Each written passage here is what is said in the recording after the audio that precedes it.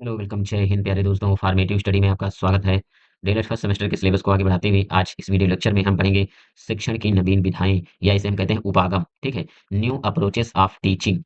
ठीक है, शिक्षण की कौन कौन सी विधाएं होती हैं, कौन कौन से उपागम होते हैं, आज इस वीडियो लेक्चर में हम पढ़ेंगे स्टेप बाय स्टेप। और देखिए, हम आपको बता दें कि हम अभी सारे सब्जेक्ट की क्लासेस हम चैप्टर वाइज आपको पढ़ा रहे हैं।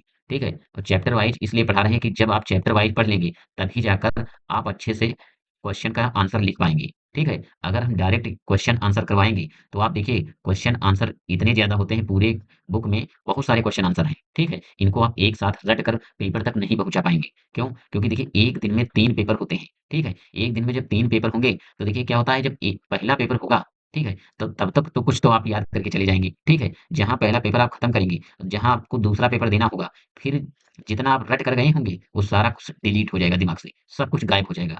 बस अब याद कौन-सा रहेगा, जो आपने चैप्टर वाइज़ और कॉन्सेप्ट जो पढ़ा था, वो चीज़ें आपके दिमाग में बैठी होंगी, वही आगे जाकर आपको काम आएँगी, ठीक है?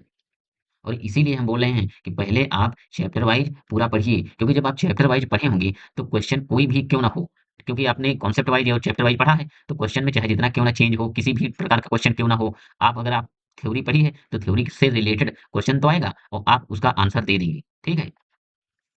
लेकिन आप लोगों को क्या लग रहा है कि आप लोग सोच रहे हैं कि जल्दी-जल्दी क्वेश्चन आंसर करवाए जाएँ। भई क्वेश्चन आंसर करवाने का फ़ायदा अभी नहीं मिल पाएगा। मेरा एक उद्देश्य है कि हम ये सोचकर पढ़ा रहे हैं कि देखिए, किसी भी प्रशिक्षु का बैक ना लगे और 90 प्लस स्कोर आए।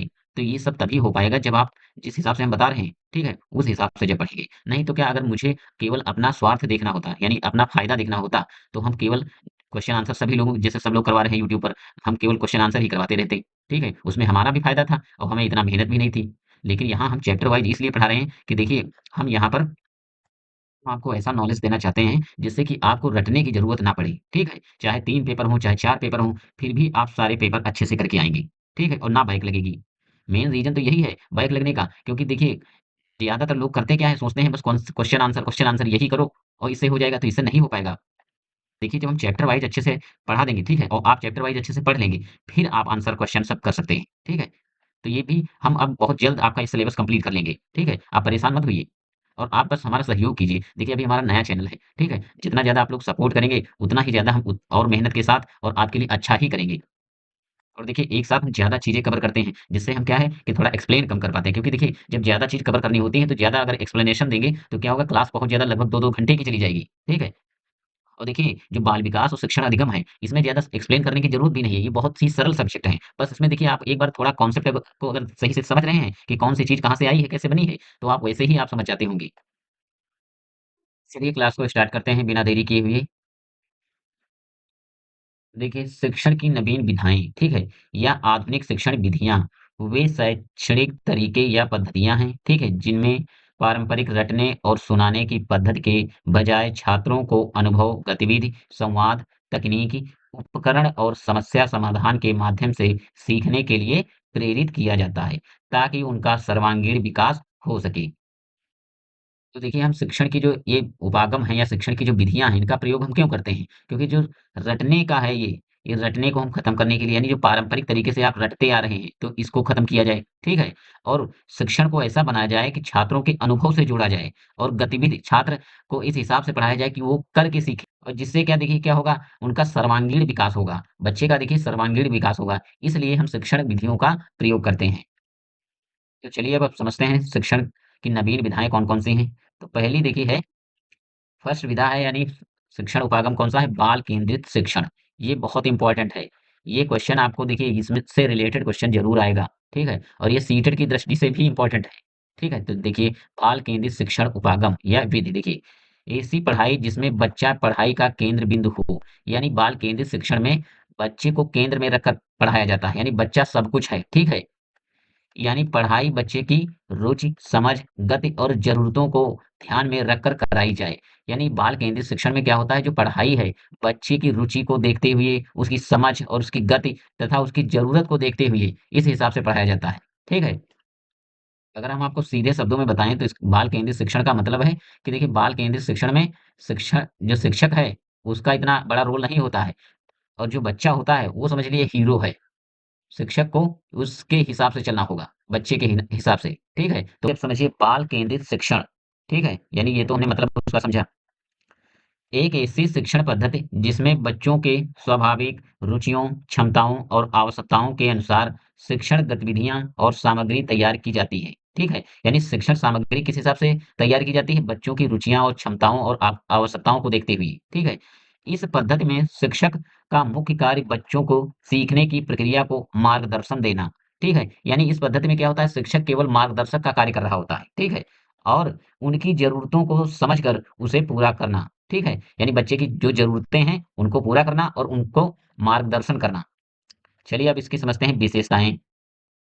देखिए, चलिए पहली विशेषता है यह उपागम बच्चों के शारीरिक, मानसिक और सामाजिक विकास को प्राथमिकता देता है। ठीक है? यानी बच्चे का शारीरिक विकास और मानसिक विकास, सामाजिक विकास को क्या है? प्राथमिकता देता है। ठीक है? दूसरा है बच्चे स्वयं अपनी गति से सीखते हैं और उन्हें अपने विचार और राय व्यक्त करने का पूरा मौका मिलता है। यानी इसमें बच्चे स्वयं सीखते हैं और अपने विचार और राय व्यक्त कर सकते हैं। अगला है बच्चों को सीखने में सक्रिय रूप से शामिल किया जाता है। ठीक है? जिससे कि बच्चे सक्रिय रूप से शामिल हो सकें और सीख सकें। जैसे कि प्रोजेक्ट का रोल प्ले और समूह चर्चाएँ। यानी जब आपस में चर्चाएँ करते हैं, खुद करके सीखते हैं, तो बच्चे अच्छे से सीख सकते हैं। अगला है देखिए, बच्चे केवल किताबों से नहीं बल्कि जीवन के अनुभव से सीखते हैं। ऐसा नहीं है कि बच्चे केवल किताबों से सीखते हैं, ठीक है? जबकि जीवन और अनुभव से ज़्यादा अच्छे से सीखते हैं। अगला है देखिए, अब समझिए महत्व, ठीक है? यानी बाल केंद्रित शिक्षण का महत्व क्या है? बालक प्रधान शिक्षण, जो ये बाल केंद्रित शिक्षा होती है, इसमें बच्चे को सर्वोपरि माना जाता है, यानी बच्चा सब कुछ है, ठीक है? अगला है देखिए सरल और रुचिपूर्ण शिक्षण। तीसरा है देखिए ज्ञानेंद्रिय प्रशिक्षण पर बाल क्रियाशीलता पर आधारित शिक्षा, ठीक है? और दूसरा है स्वयं करके सीखने पर बल, यानी स्वयं करके सीखने पर बल दिया जाता है। व्यवहारिक और सामाजिक ज्ञान को बढ़ावा दिया जाता है, ठीक है? चलिए अब आगे समझते हैं। ये देखिए बहुत इम्पोर्टेंट है। बाल केंद्रित शिक्षण में शिक्षक की भूमिका, ये मोस्ट इम्पोर्टेंट है, यहाँ से क्वेश्चन पूछा जा चुका है और आगे भी हो सकता है पूछा जाए। बाल केंद्रित शिक्षण में शिक्षक एक मार्गदर्शक, सहयोगी और प्रेरक की भूमिका निभाता है। यानी जो बाल केंद्रित शिक्षण होता है, इसमें शिक्षक केवल मार्गदर्शक, सहयोगी और प्रेरक की भूमिका निभाता है। ठीक है? ये देखिए इसमें क्या है कि जो शिक्षक है ज्ञान देने वाला नहीं, यानी कि यहाँ पर टीचर देखिए लेक्चर नहीं देता है। ठीक है? बच्चों को लेक्चर नहीं देता, बल्कि बच्चे खुद सीखने में मदद करने वाला एक मार्गदर्शक होता है, यानी उनको प्रेरित करता है कि वो खुद से सीख सकें। समझते हैं बाल केंद्रित शिक्षण और शिक्षक केंद्रित शिक्षण में अंतर। ये काफी इंपॉर्टेंट है, यहाँ से भी क्वेश्चन पूछा जाता है और एक बार शायद पूछा भी जा चुका है। आप पिछला पेपर उठाकर देख सकते हैं। तो पहला अंतर है विद्यार्थी शिक्षण प्रक्रिया का केंद्र होता है, जबकि शिक्षक शिक्षण प्रक्रिया का केंद्र होता है। यानी शिक्षक केंद्रित में इसमें शिक्षक केंद्र होता है। जैसे आप चाहें तो इस प्रकार लिख सकते हैं, ठीक है? एक तरफ लिखिए बाल केंद्रित, एक तरफ लिखिए शिक्षण केंद्रित। उसमें ये लाइन लिखिए विद्यार्थी शिक्षण प्रक्रिया का केंद्र होता है, ठीक है? और शिक्षण में क्या है? शिक्षक शिक्षण प्रक्रिया का केंद्र होता है, ठीक है? इस प्रकार आप लिख सकते हैं। अगला है देखिए, बच्चा सक्रिय भागीदारी करता है, ठीक है? यानी सक्रिय रूप से भागीदारी करता है, सोचता है, करता है और सवाल करता है, ठीक है? जबकि देखिए, शिक्षक केंद्रित में क्या होता है? बच्चा निष्क्रिय होता है, केवल सुनता है और याद करता है, ठीक है? यानी शिक्षक केंद्रित शिक्षण में क्या होता है? बच्चा निष्क्रिय होता है, केवल सुनता है और याद करता है, ठीक है? अगला है देखिए, शिक्षक केवल मार्गदर्शक और सहयोगी होता है। यानी बाल केंद्रित में क्या होता है? शिक्षक जो है केवल मार्गदर्शक और सहयोगी होता है, जबकि शिक्षक आदेश देने वाला और मुख्य वक्ता होता है। किसमें? शिक्षक केंद्रित में। ठीक है? अगला है देखिए, शिक्षण गतिविधि आधारित अनुभवजन्य और खोजपरक होता है। यानी इसमें क्या होता है? जो बाल केंद्रित में जो शिक्षण कार्य होता है वो अनुभवजन्य और खोजपरक होता है, जबकि शिक्षक केंद्रित में क्या होता है? शिक्षण व्याख्यान आधारित और किताब केंद्रित होता है। यानी जो टीचर बताते हैं वो व्याख्यान आधारित होता है और किताब केंद्रित होता है। ठीक है? अगला है देखिए, बच्चों की रुचि, गति और ज़रूरत के अनुसार पढ़ाई होती है। किसमें? बाल केंद्रित में। जबकि शिक्षण केंद्रित में पाठ्यक्रम और समय सारणी के अनुसार पढ़ाई होती है। ठीक है? यानी पाठ्यक्रम और समय सारणी के अनुसार पढ़ाई होती है शिक्षक केंद्रित में। अगला है देखिए, इसमें रचनात्मकता, सोचने की क्षमता और आत्मनिर्भरता बढ़ती है। जबकि इसमें रटना, परीक्षा पास करना और अंक लाना प्राथमिकता होती है। ठीक है? लास्ट अंतर है देखिए, यह आधुनिक शिक्षा नीति एनईपी 2020 के अनुरूप है, जबकि यह पारंपरिक शिक्षा प्रणाली का हिस्सा है। यानी जो बाल केंद्रित है, ये नई शिक्षा नीति है, ठीक है? और जबकि जो ये शिक्षक केंद्रित शिक्षा है, इसमें ये बहुत ओल्ड है, यानी ये पुरानी शिक्षण प्रणाली है, जो पहले हुआ करती थी। चलिए अब समझते हैं गतिविधि आधारित शिक्षण, ठीक है? तो देखिए, गतिविधि आधारित शिक्षण यानी एक्टिविटी बेस्ड लर्निंग एक ऐसी शिक्षण पद्धति है जिसमें बच्चे को करके सीखने का मौका दिया जाता है। इसमें खेल, मॉडल बनाना, खेल बनाना, प्रोजेक्ट करना, रोल प्ले आदि शामिल होते हैं।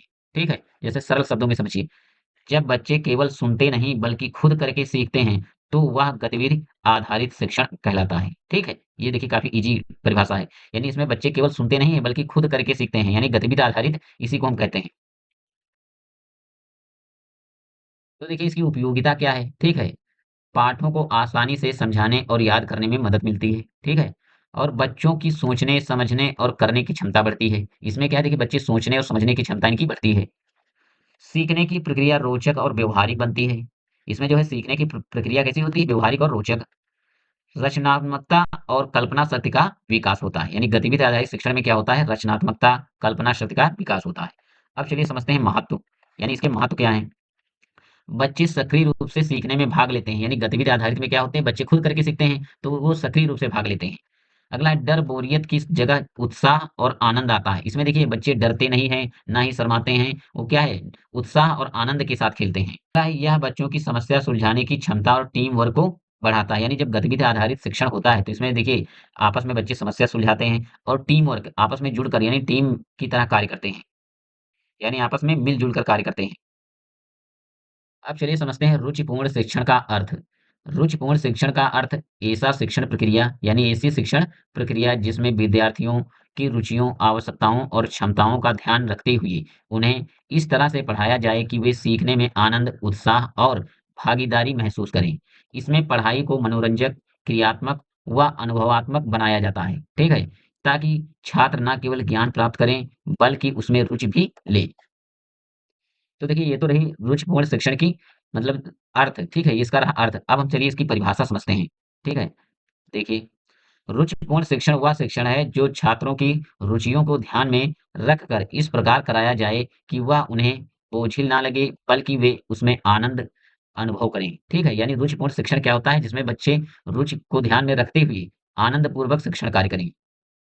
देखिए, अब जैसे रुचिपूर्ण शिक्षण है, इसके बारे में देखिए इसकी परिभाषा अगर आपको पता है, ठीक है? तो अब चाहे इसे कहे कि विशेषताएँ इसकी लिखिए, चाहे कहे इसके लाभ बताइए, चाहे इसकी बताइए हानि पूछे, ठीक है? यानी कुछ भी इससे रिलेटेड पूछे, तो आप लिख सकते हैं। क्यों? क्योंकि आपने देखिए आप यहाँ इसका चैप्टर वाइज़ पढ़ा है, तो यहाँ आपको इसके बारे में पूरा इसका कॉन्सेप्ट पता है कि रुचिपूर्ण शिक्षण होता क्या है, ठीक है? इसीलिए हम तो बोल रहे हैं कि अगर आपने चैप्टर वाइज़ पढ़ा है, फिर क्वेश्चन चाहे जैसे आए, वो आप अगर थ्योरी आपने पूरी पढ़ी है, तो आप वहाँ से क्वेश्चन अपने आप खुद लिख देंगे। आपका मेन फ़ोकस होना चाहिए कि देखिए, आपको थ्योरी पता होनी चाहिए पूरी, फिर क्वेश्चन चाहे जैसा क्यों ना हो। इसमें आपका एक ये फ़ायदा रहता है कि आपको रटने की ज़रूरत नहीं होती है। अगर आपने थ्योरी पढ़ी है, तो चाहे लाभ, हानि, विशेषता, उद्देश्य कुछ भी पूछे, सब अपने आप लिख देंगे। चलिए अब अगला देखते हैं। नेशनल करिकुलम फ्रेमवर्क के अनुसार देखिए परिभाषा रुचिपूर्ण शिक्षण की परिभाषा हम देखते हैं। नेशनल एनसीएफ 2005 के अनुसार, शिक्षा तब प्रभावी होती है जब वह विद्यार्थियों के अनुभवों और रुचियों से जुड़ी हो। यानी शिक्षा प्रभावी तब होती है जब विद्यार्थी के अनुभव से जुड़ी हो और उनकी रुचियों से जुड़ी हो और उन्हें सोचने, प्रश्न करने और समझने के लिए प्रेरित करे। ठीक है? ये हमारा क्या कह रहा है एनसीएफ 2005 ठीक है? अभी जब आप सीटेट देंगे तो एनसीएफ को पूरा डिटेल से पढ़ना होता है। उद्देश्य देखिए, यह शिक्षण को नीरस बनने से रोकता है। यानी रुचिपूर्ण जो शिक्षण होती है, वो बोरिंग शिक्षक को यानी शिक्षण को बोरिंग होने से बचाता है। नहीं तो बच्चे देखिए बोर होने लगते हैं पढ़ाई से, अगर उनकी रुचियों को ध्यान में रखकर पढ़ाई ना की जाए। चलिए अगला उद्देश्य है, बच्चों को खेल, गतिविधि, कहानी, चित्र आदि के माध्यम से पढ़ाया जाता है। शिक्षक का उद्देश्य केवल पढ़ाना नहीं, बल्कि सीखने में रुचि जगाना होता है। ठीक है? अब चलिए हम इसकी विशेषता देखते हैं। बच्चों का सर्वांगीण विकास यानी इसमें क्या है बच्चों का सर्वांगीण विकास होता है। करके सीखने का रुचिपूर्ण एक सरल तरीका है। अगला है उबाऊ और अनाकर्षक वातावरण को हटाना, ठीक है? सीमित संसाधनों से परिवेश को आकर्षक बनाने का प्रयास करना, ठीक है? ये तो रही विशेषताएँ। अब चलिए हम अगला समझते हैं सहभागी शिक्षण, यानी सहभागी शिक्षण का चलिए अब हम समझते हैं सहभागी शिक्षण क्या है? यानी सहभागी शिक्षण का अर्थ, ठीक है? तो इस नाम से ही पता आपको चला होगा कि सहभागी शिक्षण यानी आपस में जो मिल-जुल कर कार्य किया जाता है या शिक्षण कार्य किया जाता है, उसे हम सहभागी शिक्षण कहते हैं। जैसे सहभागी शिक्षण का अर्थ है ऐसा शिक्षण जिसमें शिक्षक और विद्यार्थी एक साथ सहयोग से सहभागिता के साथ ज्ञान प्राप्त करने की प्रक्रिया में भाग लें, ठीक है? इसमें जो होता है शिक्षक और विद्यार्थी आपस में सहभागिता के साथ शिक्षण कार्य करते हैं। इसमें विद्यार्थी केवल श्रोता नहीं रहते, बल्कि सक्रिय रूप से सीखने की प्रक्रिया का हिस्सा बनते हैं। इसमें देखिए विद्यार्थी जो होते हैं केवल सुनने वाले नहीं होता है कि केवल बात को जो टीचर बताए वो सुने। इसमें सक्रिय रूप से हिस्सा लेते हैं। चलिए अब समझते हैं सहभागी शिक्षण की परिभाषा किसके अनुसार? एनसीईआरटी के अनुसार। तो देखिए एनसीईआरटी लिखता है सहभागी शिक्षण एक ऐसी प्रक्रिया है जिसमें शिक्षक और विद्यार्थी मिलकर आपसी विचार विमर्श, गतिविधियों और सहयोग के माध्यम से ज्ञान का निर्माण करते हैं। इसमें देखिए क्या कहा गया है कि जो शिक्षक, ठीक है, सहभागी शिक्षण एक ऐसी प्रक्रिया है जिसमें शिक्षक और विद्यार्थी आपस में विचार विमर्श करते हैं, गतिविधियां करते हैं और सहयोग के माध्यम से शिक्षण कार्य करते हैं। ठीक है। चलिए अब समझते हैं जॉन ड्यूवी के अनुसार शिक्षा वह प्रक्रिया है जिसमें शिक्षक और विद्यार्थी समाज के सक्रिय सदस्य बनकर आपसी सहयोग से सीखते हैं। तो ये किसने परिभाषा दी है? जॉन ड्यूवी ने। अब हम समझते हैं सहभागी शिक्षण के उद्देश्य। विद्यार्थियों में सक्रिय भागीदारी को प्रोत्साहित करना। ठीक, इसका मुख्य उद्देश्य क्या है? विद्यार्थियों में सक्रिय भागीदारी को प्रोत्साहित करना। और अगला है देखिए समूह में काम करने की भावना विकसित करना, क्योंकि जैसे नाम से ही पता है सहभागी शिक्षण यानी आपस में मिलजुल कर कार्य करना। तो समूह में कार्य करने की भावना विकसित होती है। और अगला है देखिए आत्मविश्वास, संवाद क्षमता और नेतृत्व गुणों का बढ़ावा देना। ठीक है, यानी नेतृत्व गुणों को बढ़ावा देना। शिक्षा को समझ आधारित और व्यवहारिक बनाना। ठीक है। चलिए अब समझते हैं बहुकक्षा शिक्षण क्या है, यानी what is multi grade teaching. बहुकक्षा शिक्षण। बहुकक्षा शिक्षण एक ऐसी शिक्षण पद्धति है जिसमें एक ही शिक्षक द्वारा एक ही समय में एक ही कक्षा में विभिन्न कक्षाओं के विद्यार्थियों को पढ़ाया जाता है। यह व्यवस्था उन विद्यालयों में अपनाई जाती है जहां शिक्षकों की संख्या कम होती है, जैसे कि ग्रामीण या दूर दराज के प्राथमिक विद्यालयों में। ठीक है। जैसा कि देखिए नाम से ही पता चला है कि बहुकक्षा शिक्षण। ठीक है। बहुकक्षा शिक्षण जिसमें देखिए एक से अधिक कक्षाओं के बच्चों को एक साथ शिक्षक पढ़ाता है। जैसे कक्षा 1, 2 और 3, ठीक है? जैसे 3 क्लास के बच्चे हैं और उनको एक साथ एक रूम में पढ़ाना, ये भी टीचिंग लगेगी। तो जब आप प्राइमरी स्कूल जाएँगे, तो वहाँ देखिए, वहाँ पर टीचर जैसे 2 या 3 टीचर होते हैं और बच्चे जैसे बच्चों की संख्या जैसे ज़्यादा है, तो क्या होता है कि एक कक्षा में 2-3 क्लास के बच्चे बैठे होते हैं। तो 1, 2, 3 यानी तीनों क्लासों के लड़के एक ही कक्षा में बैठते हैं, तब शिक्षण कार्य करवाया जाता है। इसे हम कहते हैं बहुकक्षा शिक्षण। तो उदाहरण देखिए, अगर एक शिक्षक के पास कक्षा 1, 2 और 3 के छात्र एक ही कमरे में बैठते हैं और वह शिक्षक कभी कक्षा 1 को पढ़ाता है, फिर कक्षा 2 को अभ्यास देता है और फिर कक्षा 3 को निर्देश देता है, तो इसे बहुकक्षा शिक्षण कहते हैं। ठीक है? चलिए अब इसकी देखिए हानियाँ क्या हैं? बहुकक्षा शिक्षण की हानियाँ देखिए, अध्यापक कक्षा में उपस्थित सभी छात्रों पर ध्यान नहीं दे पाते, क्योंकि इसमें देखिए एक से अधिक कक्षाओं के बच्चे बैठते हैं, तो सब पर अध्यापक ध्यान नहीं दे पाते। बहुकक्षा शिक्षण में अध्यापक सभी विषयों पर ध्यान नहीं दे पाते, ठीक है? ये भी एक हानि है। बहुकक्षा कक्ष में अनुशासनहीनता बनी रहती है। जब एक ही कक्षा में बहुत सारे बच्चे होते हैं तो देखिए अनुशासनहीनता भी बनी रहती है। अध्यापक को मॉनिटर पर निर्भर रहना पड़ता है, ठीक है? यानी जो टीचर है वो मॉनिटर पर निर्भर रहता है। अगला है अध्यापक पर कार्य का भार बढ़ जाता है। ये जो बहुकक्षा शिक्षण है, ये हम अपने अनुभव से बता रहे हैं कि हम जब हमारी टीचिंग लगी थी, तो जब हम प्राइमरी स्कूल में पढ़ाने गए थे, तो वहाँ पर भी ऐसी ही व्यवस्था थी कि कक्षा 1 और 2 और 3 के एक ही कक्षा में बैठते थे बच्चे। उन सबको पहले काम दो, इसके बाद उनका होमवर्क चेक करो और फिर घर के लिए होमवर्क दो। अरे! बहुत सारे मतलब एक साथ जब बच्चे होते हैं, तो उनमें पढ़ाना काफ़ी मेहनत वाला काम हो जाता है क्योंकि सबको तो देखना होता है, सबको होमवर्क देना होता है। चलिए अब आगे समझते हैं बहुस्तरीय कक्षा शिक्षण विधि। अगली है देखिए, तो समझिए वह शिक्षण पद्धति जिसमें एक ही कक्षा में पढ़ने वाले अलग-अलग क्षमताओं, आयु और सीखने के स्तर वाले विद्यार्थियों को एक साथ शिक्षित किया जाता है। ठीक है? यह विधि इस बात को स्वीकार करती है कि हर बच्चा अलग होता है। कोई तेज सीखता है, कोई धीरे, किसी को गणित अच्छा लगता है, तो किसी को भाषा। यानी बहुस्तरीय कक्षा क्या है? इससे पहले हमने पढ़ा बहुकक्षा। इससे पहले हमने क्या पढ़ा था? बहुकक्षा। इसमें देखिए, एक से अधिक कक्षाओं के बच्चे एक साथ बैठते थे। लेकिन अब क्या है? बहुस्तरीय। यानी कई स्तर के बच्चे एक साथ, कोई धीम बच्चा होता है, कोई तेज होता है, लेकिन ये सब एक साथ बैठते हैं, ठीक है?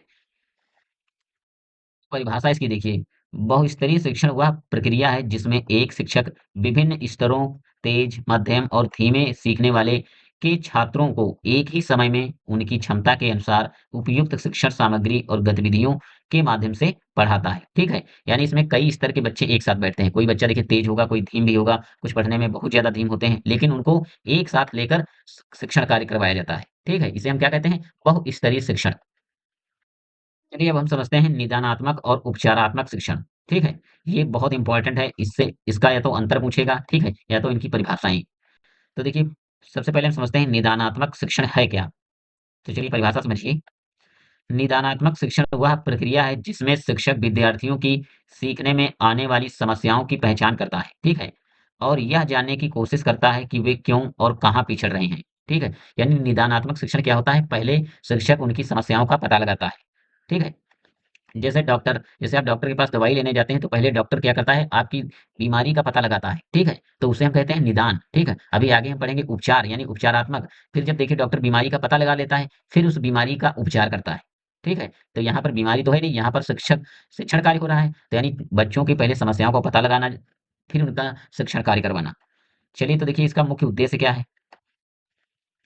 विद्यार्थी की कमजोरियों की पहचान करना, ठीक है? और अगला है सीखने की समस्याओं के कारणों को समझना, व्यक्तिगत या समूह आधारित कठिनाइयों की जांच करना। ठीक है? ये तो रहे उद्देश्य। अब चलिए समझते हैं उपचारात्मक शिक्षण। तो उपचारात्मक शिक्षण वह प्रक्रिया है जिसमें निदान के बाद विद्यार्थियों की विशेष कठिनाइयों को दूर करने के लिए लक्षित शिक्षण गतिविधियां कराई जाती हैं। ठीक है? यानी पहले समस्याओं का निदान यानी समस्याओं का पता लगाया जाता है, फिर उनका देखिए उपचार किया जाता है। ठीक है? तो देखिए इसका उद्देश्य क्या है? पहचानी गई समस्याओं को दूर करना, विद्यार्थियों को सामान्य स्तर तक लाना, व्यक्तिगत ध्यान देना, यानी इसमें क्या होता है बच्चे को व्यक्तिगत तौर पर ध्यान दिया जाता है। आत्मविश्वास बढ़ाना और इसमें बच्चे को देखिए आत्मविश्वास बढ़ाने के लिए प्रेरित किया जाता है। चलिए आज इस वीडियो लेक्चर में हमने पढ़ा शिक्षण की नवीन विधाएँ, ठीक है?